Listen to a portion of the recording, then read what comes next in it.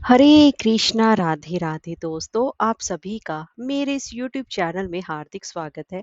हिंदू धर्म में एकादशी व्रत को सबसे उत्तम व्रतों में से एक माना जाता है और इस दिन भगवान विष्णु जी की विशेष रूप से पूजा उपासना की जाती है।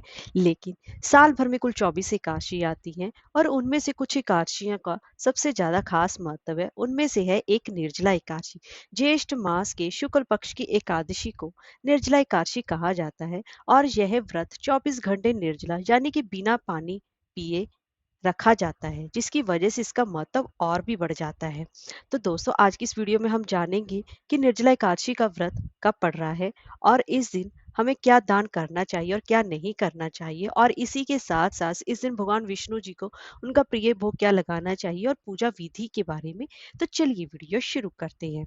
ज्येष्ठ मास की शुक्ल पक्ष की एकादशी तिथि 17 जून की सुबह 4:43 पर प्रारंभ हो रही है और इसका समापन 18 जून की सुबह 6:24 पर होगा। तो ऐसे में उदय तिथि के हिसाब से 18 जून दिन मंगलवार को निर्जला एकादशी का व्रत रखा जाएगा, जो कि सबसे उत्तम माना गया है। साल भर की एकादशियों के 24 एकादशियों के बराबर इस सिर्फ एक निर्जला एकादशी का व्रत करने से ही पुण्य की प्राप्ति होती है, जो कि सबसे उत्तम माना गया है। और इस दिन भगवान विष्णु जी की विशेष रूप से पूजा उपासना की जाती है और इस दिन भगवान विष्णु जी को पीले रंग की चीजें उनको अर्पित करनी चाहिए और उनको केले का भोग विशेष रूप से अवश्य लगाना चाहिए। इसके अलावा आप पीले रंग की मिठाई और मिश्री का भोग भी लगा सकते हैं और उनको पंचामृत का भोग भी अवश्य लगाएं और इसके साथ साथ उनको तुलसी पत्तर डालकर अवश्य ही दें। तुलसी पत्तर उनको चढ़ाना ना भूलें, जो कि सबसे ज़्यादा अत्यंत ही महत्वपूर्ण माना जाता है। और ख़ास तौर पर उनको एक विशेष भोग ज़रूर लगाएँ, जो है पंजीरी का भोग। आप चाहे तो धनिये की पंजीरी भी बना सकते हैं। धनिये की पंजीरी भगवान विष्णु जी को अत्यंत ही पसंद पसंद है।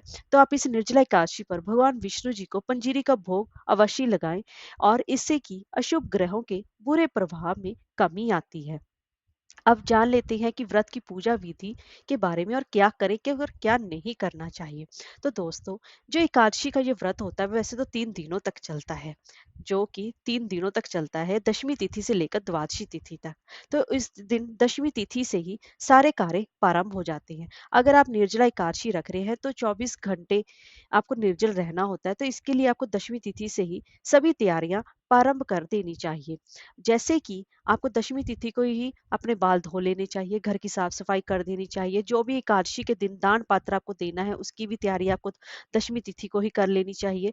और इसी के साथ साथ आपको दशमी तिथि की शाम को हल्का फुल्का ही भोजन लेना चाहिए और ज्यादा भारी भोजन लेने से आपको एकादशी का व्रत रखने में समस्या आ सकती है। और एकादशी के अगले एकादशी वाले दिन आपको सुबह यानी कि 12 बजे से लेकर 4 बजे ब्रह्म मुहूर्त होता है, तो सुबह 12 बजे से लेकर 3:30 पौने 4 बजे तक आप पानी पी सकते हैं। उसके बाद 4 बजे के बाद ब्रह्म मुहूर्त लग जाएगा, उसके बाद आप पानी का सेवन नहीं कर सकते अगर आप निर्जला एकादशी का व्रत कर रहे हैं। अगर आपसे निर्जल नहीं रहा जाता तो आप जल आहार और फलाहारी व्रत भी कर सकते हैं। उसके बाद आपको 4 बजे के बाद नहा धोकर आपको एकादशी व्रत का संकल्प लेना चाहिए। और इस दिन एक निर्जला एकादशी के दिन दान करने की भी सबसे ज्यादा खास महत्व माना जाता है। इसलिए इस दिन गोदान, जल दान, छाते दान के साथ साथ जूते का दान भी करने से शुभ फलों की प्राप्ति होती है। आप चाहे तो अन्न का दान भी कर सकते हैं। और इसी के साथ साथ आज के दिन भगवान विष्णु जी को भोग में तुलसी पत्र अवश्य ही डालें और पूरा दिन भगवान विष्णु जी के मंत्रों का जाप करते रहें। और एकादशी में अगर आपको पानी के बिना बिल्कुल भी नहीं रह सकते तो आपको पशु व्रत के समान आप पानी पी सकते हैं, जिससे कि आपका व्रत भंग नहीं होगा। और आपको दिन में 4 से 5 बार नहाना चाहिए, जिससे कि आपके बॉडी का टेम्परेचर लो रहेगा और आपको व्रत रखने में कोई भी कठिनाई नहीं होगी। और इस दिन कोई भारी काम नहीं करना चाहिए। अगर आपने व्रत रखा है या नहीं भी रखा, फिर भी आपको निर्जला एकादशी की व्रत कथा का रसपान अवश्य ही करना चाहिए। आपको मेरे इस चैनल पर भी निर्जला एकादशी की व्रत कथा एक दिन पहले ही व्रत से मिल जाएगी। तो इसको आप अपने में अवश्य ही शामिल कीजिए और कथा का रसपान भी अवश्य कीजिए। और निर्जला एकादशी के दिन आपको जल के घड़े का दान भी अवश्य ही करना है। घड़े में पानी भरकर आप किसी पंडित को अवश्य ही दान करें, जिससे कि उत्तम कुल की प्राप्ति होती है। और इस दिन हमें क्या करना चाहिए और क्या नहीं करना है? एकादशी के दिन चावल का सेवन नहीं करना चाहिए और निर्जला एकादशी के दिन ना ही नमक का सेवन किया जाता है। इस बात का विशेष रूप से ध्यान रखें। आप नमक की जगह सेंधा नमक का प्रयोग कर सकते हैं और एकादशी के दिन चावल या चावल से बनी हुई चीजों का परहेज करें। अगर आपने व्रत रखा भी है या नहीं भी रखा, आपके घर में कोई भी चावल या चावल से बनी चीजों का इस दिन इस्तेमाल ना करें। और इस दिन तुलसी को ना ही स्पर्श किया जाता है, ना ही तुलसी में जल दिया जाता है। इसीलिए हम एक दिन पहले दशमी तिथि को ही तुलसी पत्तर तोड़कर रख लें और मंजरी भी तोड़कर रखें, जो कि विष्णु भगवान जी को अति प्रिय है।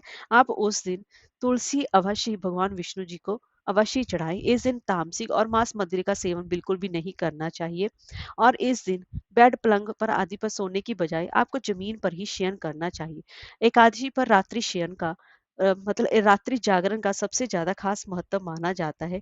तो इस दिन आपको रात्रि जागरण विशेष रूप से करना चाहिए, जिससे कि विष्णु भगवान जी अत्यंत ही प्रसन्न होते हैं। और इस दिन दान दक्षिणा आपको अपने समर्था के हिसाब से अवश्य ही देनी चाहिए। और व्रत के अगले दिन 19 तारीख को यानी कि दिन बुधवार को एकादशी व्रत का पारण किया जाएगा। तो पारण का समय रहेगा 19 जून दिन बुधवार को सुबह 5:24 से लेकर सुबह के ही 7:28 के बीच किया जाएगा। द्वादशी तिथि के रहते रहते ही आपको एकादशी व्रत का पारण कर लेना चाहिए, तभी आपको व्रत के पूर्ण फल की प्राप्ति होती है। हरे कृष्णा, राधे राधे।